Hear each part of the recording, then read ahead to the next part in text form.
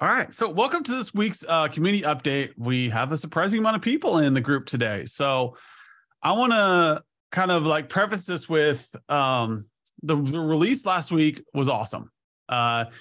We have been playing with it for the past couple of days in the live environment, getting great feedback and seeing some really cool ideas come out of the community.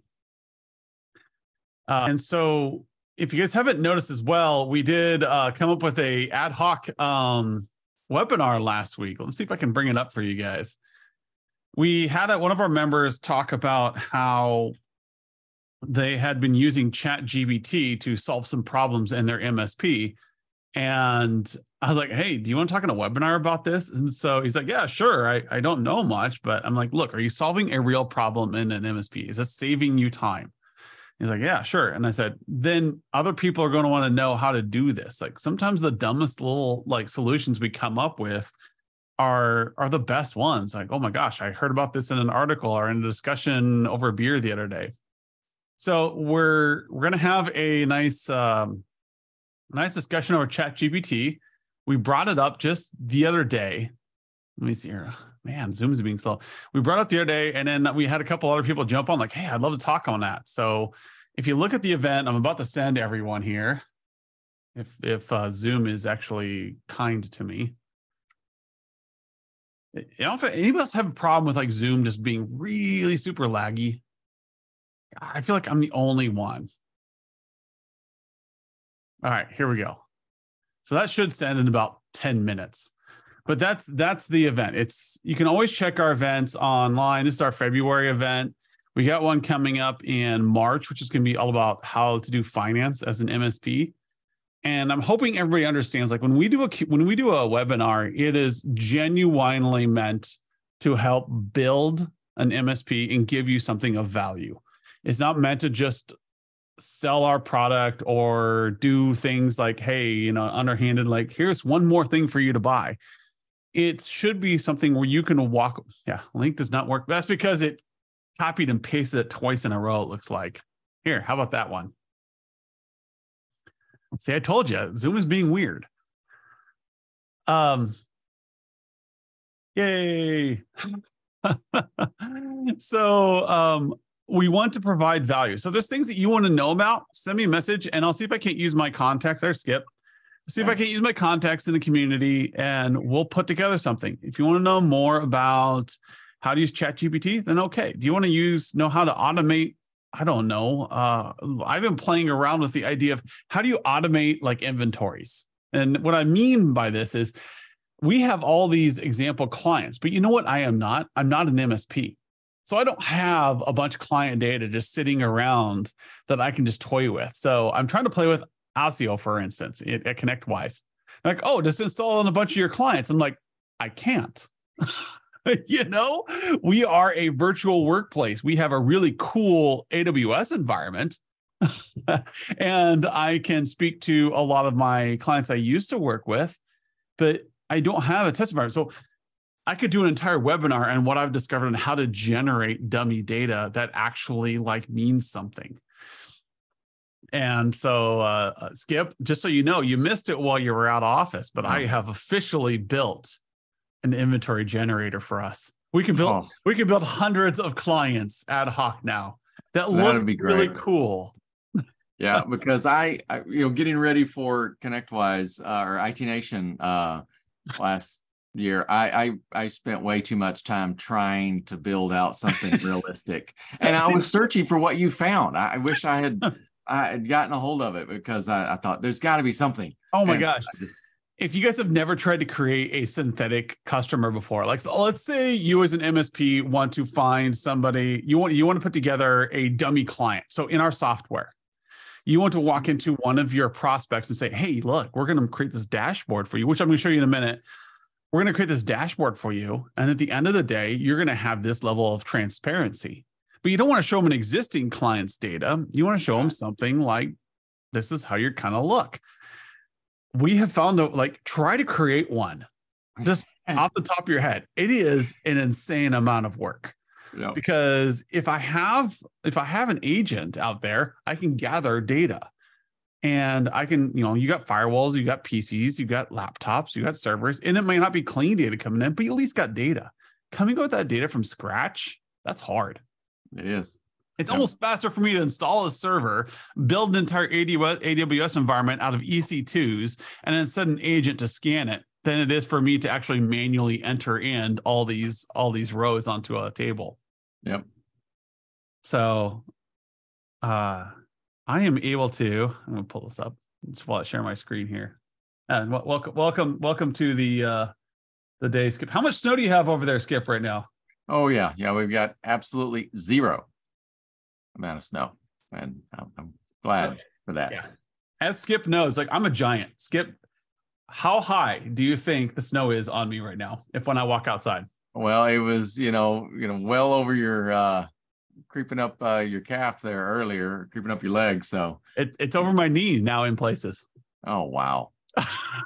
I've got 3-foot snow drifts. I went out to get lunch. I was telling people before we started, I went out to get lunch and everywhere was closed because the workers cannot make it in. And I'm like, come on, we're Nebraskans. This is nothing. This is short weather. In fact, later on today, as Adam Walter goes, my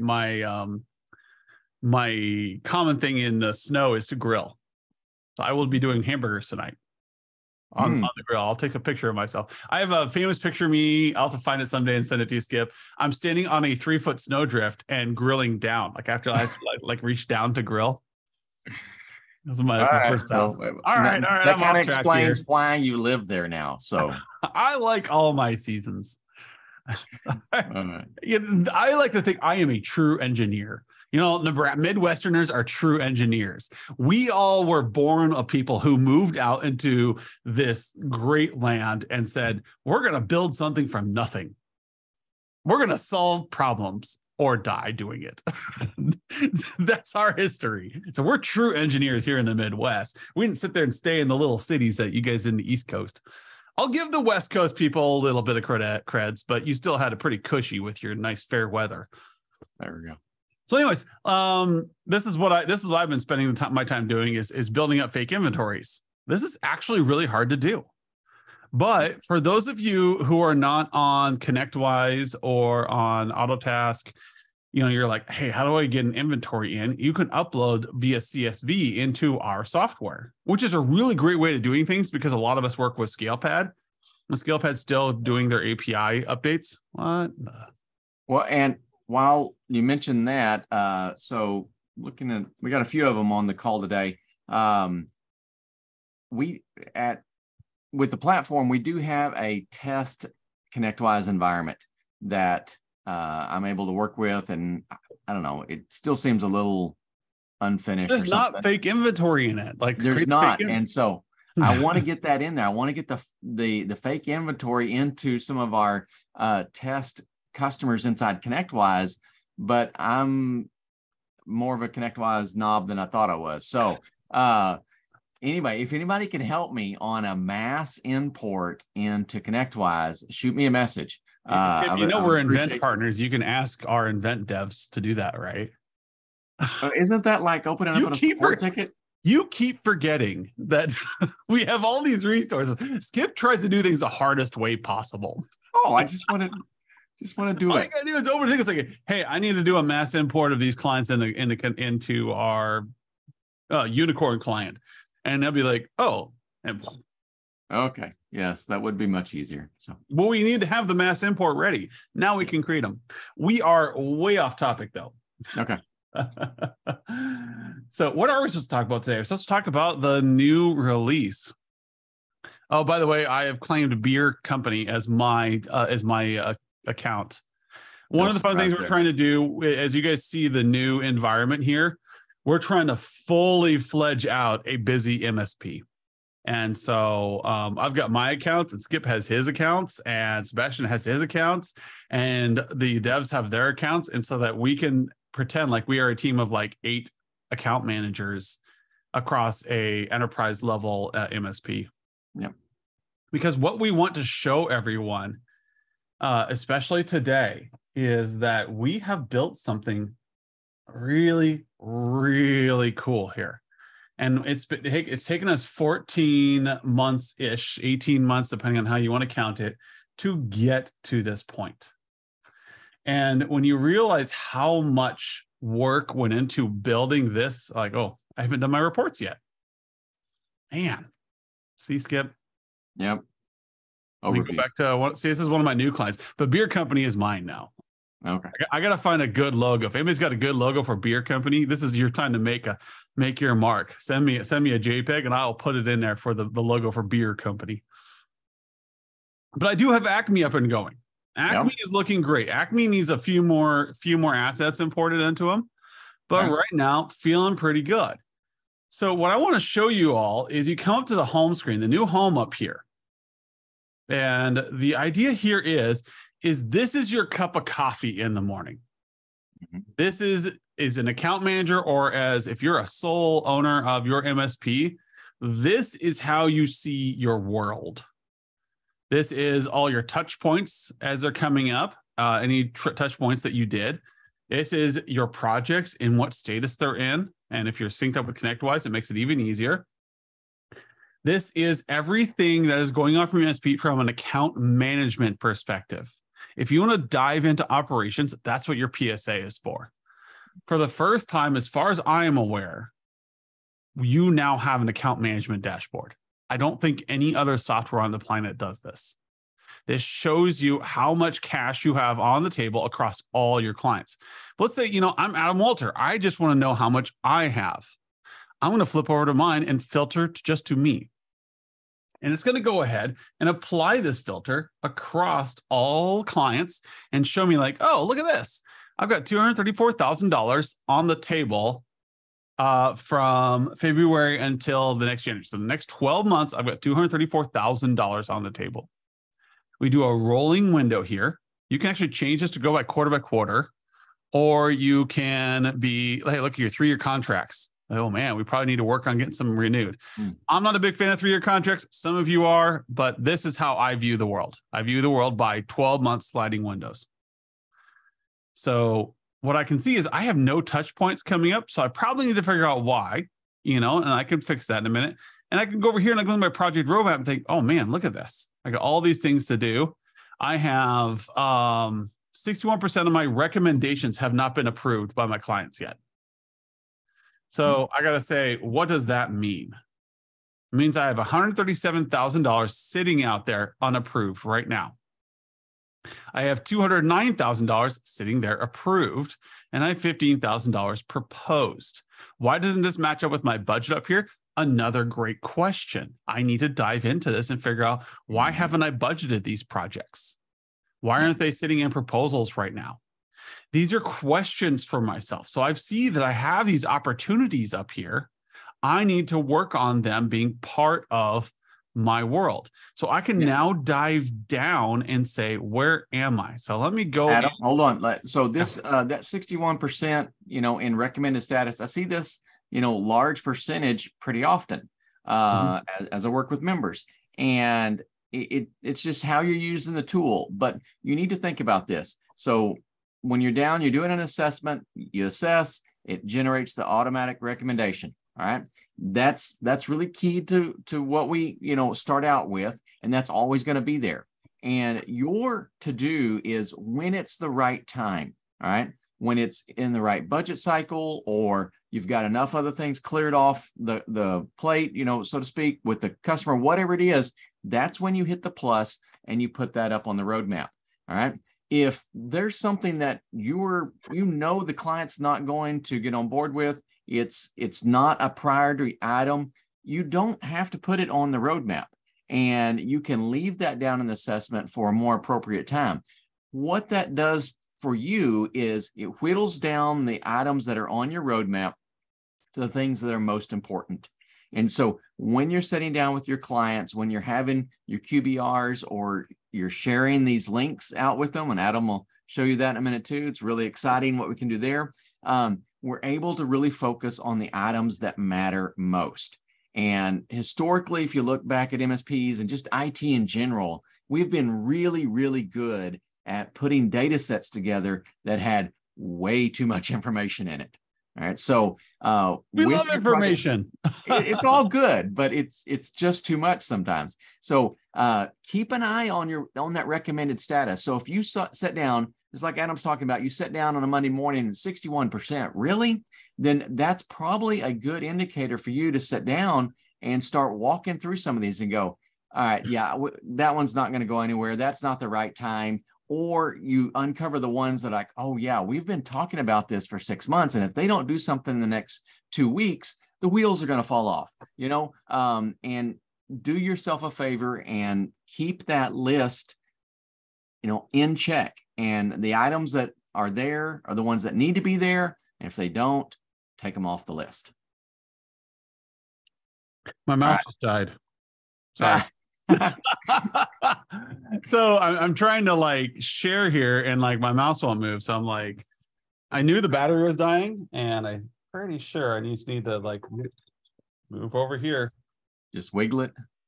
I wish. There's so much going on my desktop here. I apologize, everyone. Get a firsthand look at another engineer's plight. Cowboys kids have no shoes, right? Oh, I got a light.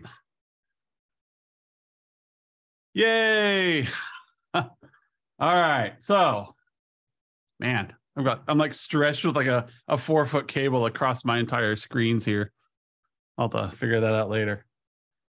But yeah, like as Skip said, the goal here is simplify your life.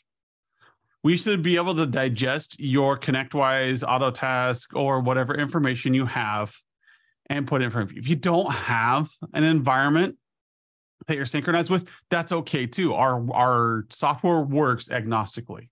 You can bring things in. It's like I was saying earlier with the CSVs. Bring it in, and then it will enumerate and act independent from your PSA. And so what you want to be able to do is you want to be able to sit down and make actionable data exist here so that you can run your day. Questions I, Adam Walter, want to be able to answer at the beginning of my day. What do I need to talk to people about? What projects are coming up? What touch points do I need to care about? Do I need to schedule meetings with people? Do I need to meet with Skip as a one-on-one and say, hey, what clients are we worried about today? Where are we going? What projects are coming up? And so I should be able to answer all these questions over a cup of coffee in a few minutes.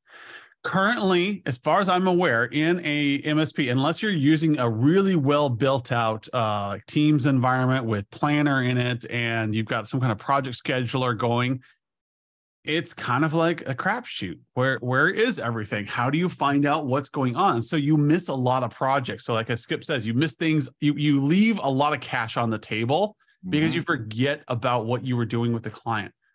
This is to keep it in front of you. So this should save you a ton of time by being able to give you one stop to ask good questions. Is this where I want to be today? What do I need to worry about? Looks like we got a big spike in laptop deployments coming up in October. Are we ready for that? Are we going to be able to handle that? Maybe you got a bunch of projects that are going to be are heaped up here in July. Do you have the bandwidth with your engineers to handle that? Should you be preparing your engineers to do a lot of work in July? Or should you be moving these projects to other quarters to relieve the load on your staff? These are all questions for us. Maybe you want to take a vacation in October. You're a solo shop. You're just one guy sitting there. And you're like, I want to take a vacation in October. Move things so that this line dips down in October. These are good questions you can ask. You can look through here and you can ask so many great questions. How are my doctor's clients doing industry-wise? How are my large clients doing? How about my small clients? How long until I get rid of all my micro clients? You can click in there and filter down to all your D's. And you say, oh, I've only got a handful of projects. I'm only getting, you could actually come in here. It's a great idea, Skip. Just thought of this. You can come in here and say, how much cash is there with my Class D clients? How much is on the table? How many projects am I getting out of these small clients? Am I at a point in my MSP's career where I need to say no? I will not take on clients this small anymore. Mm-hmm. These are good things for you to ask, because then your next thing you can do is you can move down a level. And you go into your clients, and yes, this screen still is in Angular. It'll eventually convert over to React. What I would like to do is be able to say, Acme, I really care about these guys. I want to see what's going on with them. I want to make sure that I'm sticky with them and that they are happy with what I'm doing with them. So I look at my project roadmap. What am I doing here? Where are they? I can actually build this out at the global level. If I really want to filter down just to Acme, I can. Or I can dive in and start looking at their story. Where are they? How do they look? And then once I get this dashboard built out, as you can see, like I can add in whatever I want here. I can move things around. I can rename strategy to unicorn theory, whatever I want. And I can click save. And now the environment is what it is. Oh crap, did I accidentally move it down? No, I didn't. So I can rename my pillars, whatever I want. So if you don't want to use the humanized pillars, rename them. Attach them to something else. And in March, we're going to come up with a couple of new minor features to allow you a little bit more filtering options on these widgets. And what I want you to be able to do is say, what am I doing with this customer? And then share it. I'm going to create a public URL for you guys right now. Oops. One of these will be correct. And I can share it with the group now and say, hey, if you're going ahead and meeting with your board or your CFO or whatever, go ahead and give them this link. And it's going to give them a dashboard. Maybe they have to do their internal QBRs. Maybe they have to report to a large team inside their company. Or maybe they're a small client and they just need to show people, hey, where are we at in IT? You can actually click on this link I just sent to everybody and you can walk around. You can say, here's where we are on things. Here's where our assets are. What are they doing? It's a read-only copy, so they can't mess everything up, but they can get a snapshot of where you are in the environment. So as you update your managed services platform, your humanized platform, I should say, you will see, your client will see the difference. Will they log in all the time? No. We all know from historical, they don't log in and look at their reports very often. But this is manager porn, people. People like clean stuff. This looks really great on a mobile device. If you open this up on your tablet right now, it looks really nice. Yeah. And people like that. And when you walk into your client and you say, hey, we can now do this, you're becoming sticky because guess what your competitors can't do? Unless they're a client of ours, they won't be able to do this. And even if they are, they won't be able to show the same thing that you're showing. They'll have to redo everything. They'll have to get the history. The history you have with your client is in here. Yep. All the work that you've done with your client is in here.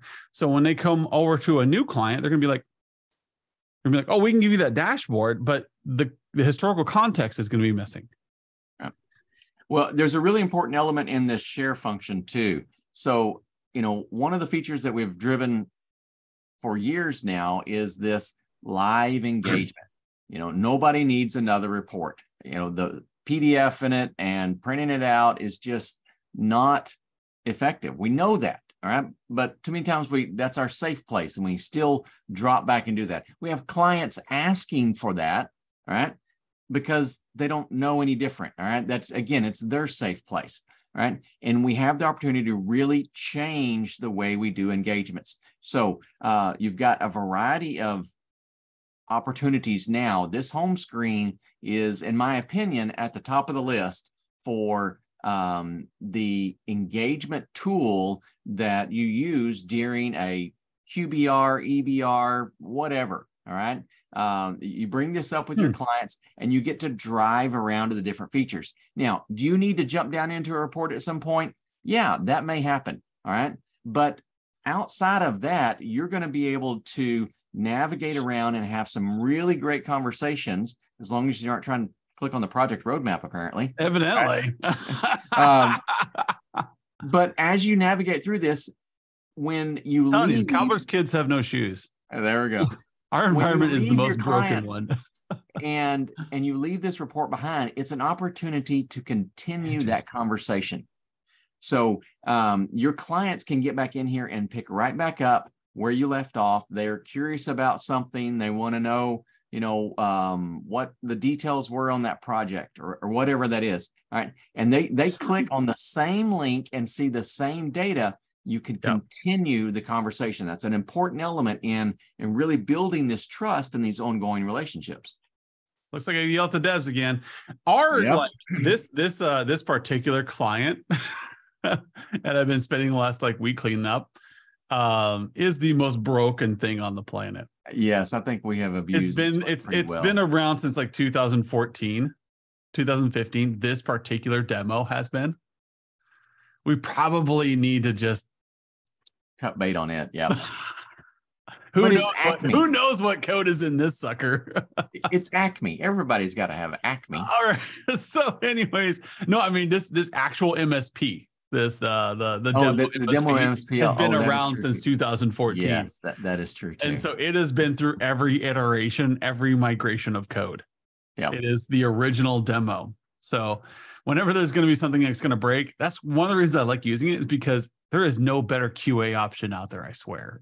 If it's going to break, it's going to be on demo-MSPL. Anyway, so you have your project roadmap here. So you can see the ones that are linked in ConnectWise. We have 2 of them in here because we're lazy and don't want to make a bunch of them. But yeah, when you update this, as Skip was saying, when you add in project costs over here, or you add in assets up here, that's going to reflect on your client's dashboard as well. Absolutely. And because it's so pretty, we call it manager porn. And what that means is you walk in and it could be the most useless view on the planet as long as it looks good. That's why we love pie charts. That's why business people love bar charts. And they come with new charts every day. And if you're a data analytics person, you love these charts. But if you get to this next level, the chart has to be actionable. Yes. And so we want our home screen to be is actionable for the client. They should be able to see, just like you can, hey, show me, let's sort by date. Now we can see which things are coming up next. Unless you're in this environment where you've got 300 projects.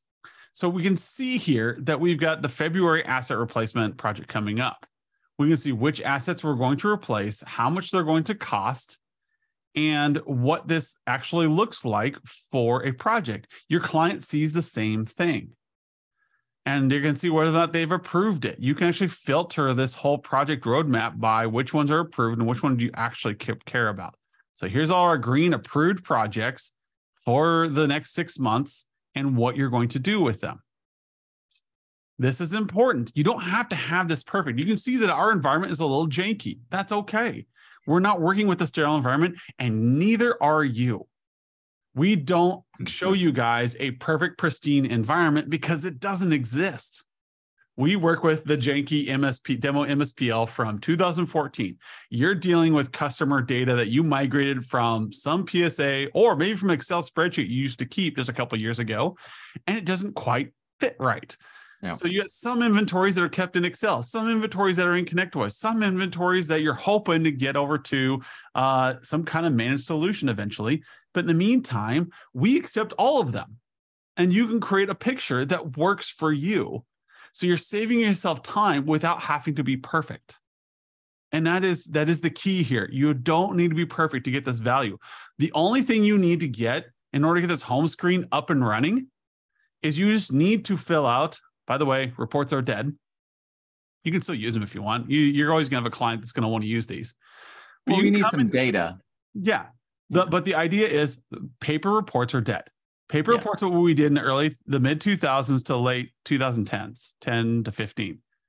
Today, you want dashboards. You want dynamic data. So the only thing we actually ask you to do anymore, minimize the entire report, except for the assessment. In fact, I'm hoping to come up with a module for the dashboard where you can just answer these questions without ever having to walk into a report. So come through, answer these questions, make this a 15-minute assessment. And when you're done with this and your recommendations, head over to your home screen. See how things have changed. Look and see your roadmap. This is done now. If you are ConnectWise synced, This is done without even doing the assessment. You won't have the radios up here because you won't have a stack assessment score, but you'll have your project roadmap because they'll be linked to your ConnectWise. Your budget will be synced with ConnectWise. Your assets will be imported from ConnectWise. If you're an Autotask person, your opportunities will be in the roadmap. Your budget will be in the roadmap because your assets are in the roadmap. These are automatically created for you if you're in a PSA. Your manual audits are just that, to map against your stack to see what your score is and how much your client is adopting. We are lazy. We have done all the work for you. You have saved a ton of time just by using our software and bearing with us for the past 14 months while we made things even easier. So that when you're in a strategic session, QBR, whatever you're calling it, when you're sitting with your client, all you're doing is you're looking at this dashboard saying, hey, how does this look to you guys? These are the projects we want to do with you. And it's going to cost you about $95,000 in total contract next year. Are you okay with this? And they say, well, what's that big jump over here in the graph in October? I'm like, well, let's head over to the budget and talk about that. So this is all happening with you guys over a pint or drinking some sodas. And like, okay, it looks like we've got a big project coming up in October. We also have a big push for laptops in October. So if you don't like this view, we can talk about moving things around so that you're not expending so much cash if you don't have that total amount. If $25,000 a month isn't good for you, let's figure out how to make this easier. So maybe you're going to find that project and you're going to reduce the assets in it. Usually when you have a project, if I remember right on this one, when I designed this one, I pushed all of the, the laptops into that project. So I'm going to take laptops out of my budget here. Come on, Adam. I'm going to scroll. Come on, mouse, you can do it. There we go. Whew, that was hard work. So you can see now that this project is basically a giant migration. There's two migration projects here, $18,000. Well, you know what? I'm going to go ahead and take out anything that's not in my proposed stage. This is just my budget proposal. Oh my gosh, wait a minute. They all went away. That was an approved project. You've already accepted that one. That's the project we talked about last year. Oh, I remember now. And then you go over it. And this is the thing you can do is you can sit down and you can talk like human beings about where is this budget? What's that $25,000 expenditure? Talk it through. And if you really can't figure it out, go over to your project roadmap and answer. Hey, look, it popped up this time. Go over there and look for the approved projects. Head over to the right month and say, okay, where are we at here? Everything looks fine. What was that? Do you remember, Skip? Was that September, October? There it is. The October asset replacement. Yep. This is what's so expensive. Oh my gosh, guys, what are we doing here? Looks like we're replacing at $24,000. Looks like we have things in here twice, actually. So nope, that's just calculating the asset the costs. You know what we could do? We could probably make this a lot cheaper for you if we added managed PCs in. Let's go ahead and take that $24,000 and put it across the entire year. Come over here. I say, you know what? In 2023, instead, we're going to do managed laptops. So we're going to take that 24,200 and we're going to map it out over the entire year for you instead. How's that sound? And so we come over and now we look at it. How does that look for a budget? Let me go ahead and check this out. Let's see. I think I can remove these. I'm going to get rid of the attached assets here. I'm having this conversation with you guys right now because I want you guys to see how easy this is. And save. Now we see that our October asset replacement is now stretched out a little bit better. So let's go check our budget, guys. Head back over to the budget. That looks a lot better now. Now we have a little bit of a spike in March, and we can chase that one down to now too. Mm-hmm. However, we just talked them into managed laptops, people. Yep. We just talked them into it. Your budget is now $10,700 rather than $12,000 or $18,000 or whatever it was before. You have now created a situation where you can save a scenario and say, let's go ahead and save this scenario as what it is. And then you can say, this is this scenario where we have projects set up for blah. And you click check mark and done. Or you can say, hey, let's go ahead and map that against if you just did asset replacements. Which of these two looks better? I can take this out. I can take out my approved project or my proposed projects here. So I need to clean that up.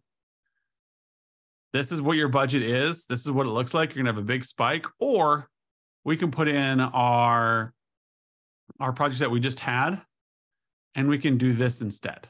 And which one does your client like better? We'll go ahead and do it like this.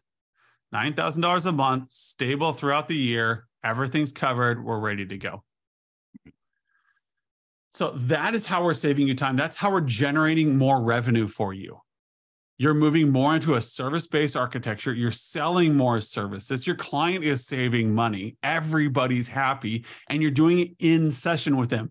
You didn't come in. The problem a lot of you are having right now is you prepare ahead of time for like 6 hours for this big meeting where you're going to pitch them $9,000 MRR a month, and you walk in there and you completely miss the mark. The graph is interactive. Oh, you want to be able to drag the points around, huh, Richard? Is that what you want to be able to do? What do you mean by interactive? Because right now it's interactive. I think it's meaning clicking on the graph itself. Ooh, you want to drag this? Oh my gosh. What does that mean? If I drag this down, what does that mean? No, what I would like to do is see some detail when we. Oh, you want to be able to hover over the data point here and see which projects appear on that point. I would like that. Oh, that is a neat little feature. Skip, You know what to do. All right, I got it. This is how we build things, people. Hovering over this point here and having the tooltip list the projects that are on that point. Another idea I had was to break out on this map projects, but that would require us to do a different style of graph, plot points. So, or have projects listed down here. I like that idea, Richard. I like the idea of hovering over this dot and having it list the projects in that particular point. Give that one more thought. That might be a pretty easy one to do too, because we're already calculating it. Or hover over this march down here. No, it feels more intuitive to hover over the dot. So what we want to be able to do is have that conversation. You should be sitting rather than walking in and dictating to your customer what they're going to do, because no one likes being told what to do. Well, except for Mac customers. Anyways, that's another discussion. Wait, no, he's not on the call. I know what you're talking about. I was talking with another one of our members the other day about how Mac customers don't negotiate. They don't have to. The customers just say, when do I need to buy what? Because that level of trust is inherent to the way they do business. So what we want to do here is we want to be able to have this discussion in the room, export it to a proposal, and get them to approve the budget. So everybody's agreed here, and you move forward. And you go to the home screen here, and now the client has context of what's going to happen. And yes, these will all be filterable here in a couple of weeks. We just wanted to get you a release out early. Yep. So, you'll be able to say, just show project roadmaps of approved projects. You'll be able to customize this to whatever Richard wants. If Richard wants to hover over and just see risks, he can. Build this graph the way you want to build it. Save scenarios the way you want to save them. So that when you come up to the home screen up here, you're having your morning cup of coffee. Where am I today? Which opportunities do I need to chase? How many things do I have in the recommended stage? How many things do I need to talk to my customer about? Increase stickiness. Here are your touch points. Skip, I always mess it up. How do touch points work again? They are 100% reactive. All right. So they're your safety net. And so if you see a red touch point, it means you have missed an engagement cycle with the client. You've been completely radio silent. All right. Green are indicators of ones that you have or actually in this case, the upcoming. All right, so Holy Trinity there, they are an upcoming one. So we need to get something, going with them, be active in their account. In a different view, you can see stuff that are currently in cycle. All right, but that's the upcoming activities. So it's just a safety net. That's my easiest explanation for it. There's almost no configuration options for the touchpoint alerting. It's all based on their segment and their frequency, but it helps you make sure you stay connected with your clients. You missed it the other day, Skip. I challenged the devs. So our devs, one of the things they do really well is calendaring. We've never really abused that from Skip. But I said, you know what I really would like to do is on click here, create calendar entry. Oh, that would be awesome. Just click this right now. It'll take you to your touch point alerting potential, or it takes you to the client so you can start scheduling out activities. But the idea is that you want to be able to click it, creates a new calendar entry. You go ahead and invite your client or a reminder what you need to do right there. So I have challenged the devs with that already. So don't bother putting it into the chat. We'll take care of it. Like somebody posted something here. Mike, I'm going to go ahead and share that with everybody. Yesterday's big so Mike called me and said, hey, how do I get this ready for somebody tomorrow? I've got a QBR I want to do with somebody.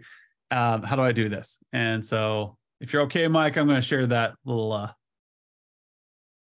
yesterday, big QBR went swimmingly thanks to assist. Adam still calculating the increases in MRR and project work, but suspect we will be going from a $500 account to nearing a $1,000 account with a project to complete policies due to a complete IT policy rollout and pending work.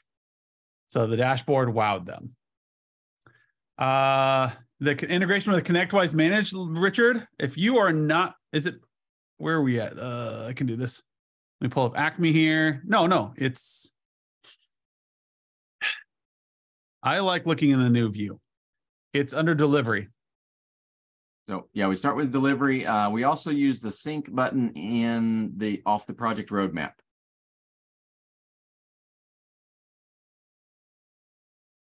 So he wants to know where the integration is. All right. How to set up your ConnectWise integration. Oh, okay. All right. So that one, you have to be on the expert level, which I believe everybody here is. Right. And then two, you have to go into your delivery, right? Well, you're there now. If you do project roadmap and hit the sync, double sync there, that one there. So that one gives you the ability to kind of push and pull. All right.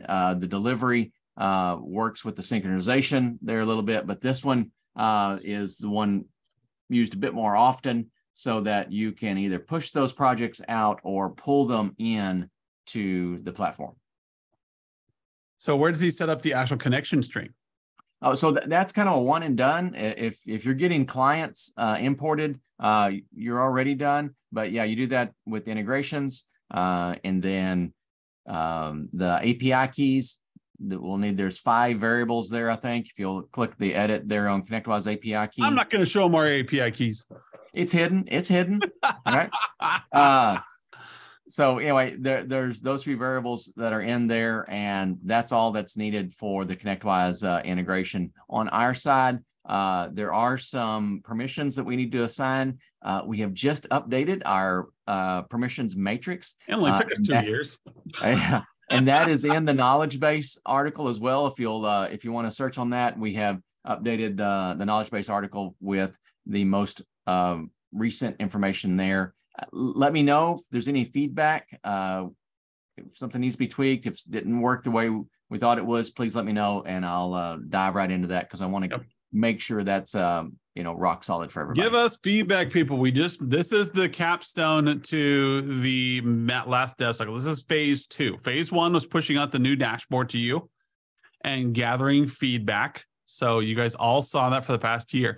Phase 2 was getting to the new account management dashboard where you could see everything in one. It just took us a while to get there. Phase 3 is going to be a run cycle where we're going to sit and we're going to let this bake for a little while and get feedback from you guys, get features put in. So play around with this. Give us updates. And if your update is more likely to generate like actionable data, you're more likely to get pushed up in queue. So, hey, if we have this feature put in, I will now be able to do this, or it'll save me time doing that. Those are things that we'll prioritize in our queue because we want you guys to be able to very easily just click and go deliver.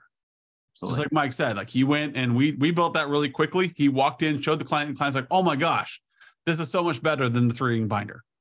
This is so much better than the old way. Screw QBRs, screw reports, go in and have good conversations with your clients, given the tools you have.